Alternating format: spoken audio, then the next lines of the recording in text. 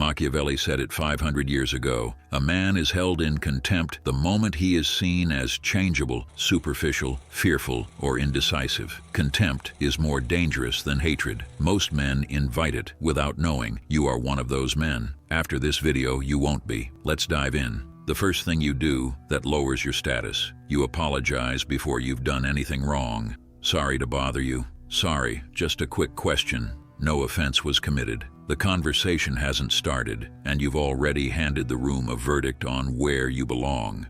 That apology says, I am not sure I deserve to be here. Every person within earshot files that information before you say another word. I had a friend, Brian, sharp, overprepared. Every pitch, he walked in armed with data, and then he opened with, sorry to bother you. His ideas got dismissed. A colleague said the same thing 5 minutes later, and the room responded. Brian thought it was the idea. It was the frame he built before the words left his mouth. Machiavelli knew the crowd is won over by appearances first. You are presenting the appearance of a man who isn't sure he belongs. The fix is silence where the apology used to be. You begin. The room decides. You don't decide for it in advance.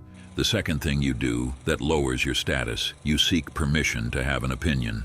I don't know, maybe I'm wrong, but you might disagree, but you're building an exit before you've entered, retreating from your own position while you're still standing in it. Last year, I pitched an idea I believed in. I started with, I don't know if this makes sense, but the person across from me stopped me cold. If you don't know, why should I? The idea was solid. The frame was the problem. The disclaimer removes the risk of rejection by pre-rejecting yourself. It feels like protection. It is surrender. If the idea fails, you've gained nothing. If it lands, the credit feels borrowed. Machiavelli wrote that a ruler must be firm in his decisions, not firm when the room agrees. Firm. The man who hedges before speaking has decided the room's judgment is more reliable than his own. State the thing. Let it stand. Defend it after. Never before. The third thing you do that lowers your status, you react to discomfort in real time on your face.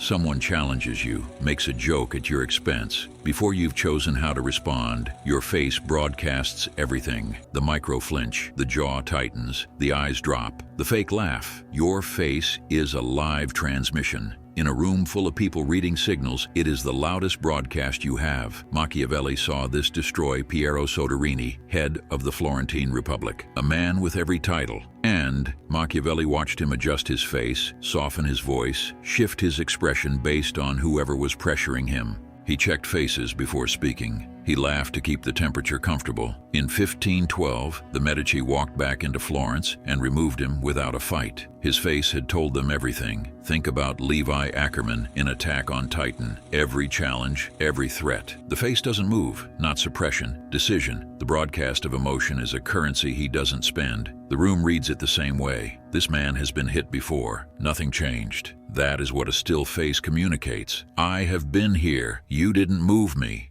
The fourth thing you do that lowers your status, you over-explain after your point lands.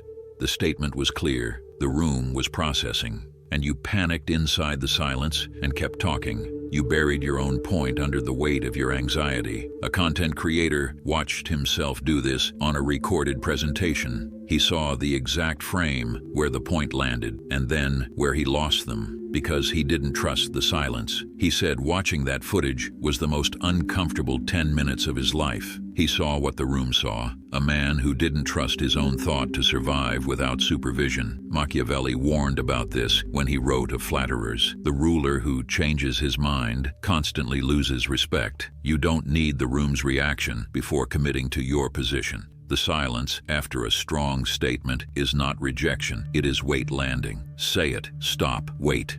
The fifth thing you do that lowers your status, you physically shrink in group settings.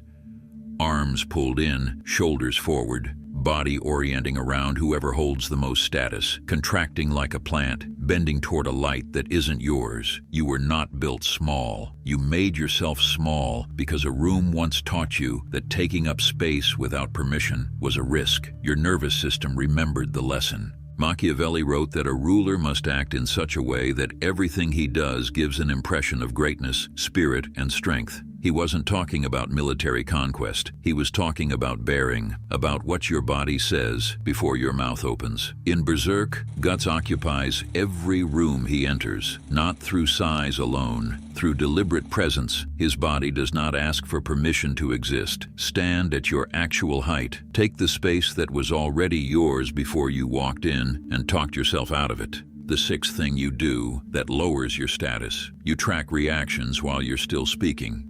Mid-sentence, your eyes sweep the faces looking for data. Are they bored? Is this landing? The second you detect disengagement, your content starts adjusting. You get funnier or shorter, trying to give the room what it wants. You've just told everyone, my output depends on your input. You are leading, not me. Machiavelli saw this destroy Emperor Maximilian. He wrote that Maximilian was secretive, but the moment he put policies into action, his ministers said he was wrong, and he changed his mind readily. Whatever he did one day, he undid the next. Nobody respected him, not because his ideas were bad, because he was reading faces instead of holding his own course. Speak, finish the thought, then read the room. The order is not negotiable.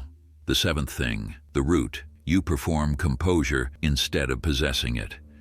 Every behavior on this list, the apologies, the disclaimers, the reactive face, the over-explaining, the shrinking, the audience tracking, is a symptom of one condition. You are managing the impression of who you are instead of inhabiting who you are. The performance is visible. The human brain is precise at detecting the gap between a man inhabiting himself and a man performing himself. The stillness is slightly forced. The confidence has a seam. The room reads the seam even when it cannot name it. Think about Don Draper in Mad Men. When he is genuinely in control, he isn't trying to appear in control. He is just there, decided, still.